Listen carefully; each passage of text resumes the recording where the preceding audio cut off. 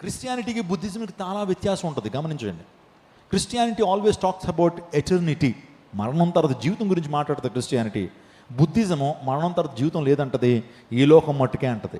ఈ లోకంలో శాంతిగా సమాధానంగా బ్రతకాలంటే సో బుద్ధుడు చెప్పిన 8 ఫోల్డ్ పాత్రను మీరు ఏం చేయండి, పాటించండి. ఆ వ్యక్తి వెలిగించబడ్డాడు అని చెప్తారు, కానీ ఈరోజున క్రీస్తు ప్రభు ద్వారా మాత్రమే మనం వెలిగించేటువంటి వ్యక్తులుగా మారతాం. హల్లెలూయా.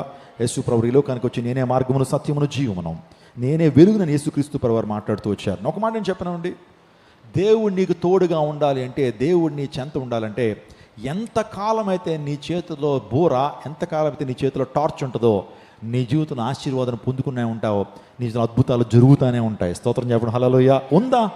గిద్యోను చేతిలో, గిద్యోను ఆర్మీ దగ్గర ఏముంది? ఒక చేతిలో ఏం పట్టుకున్నారు వాళ్ళు? బోర, మరొక చేతిలో దివిటి పట్టుకున్నారు.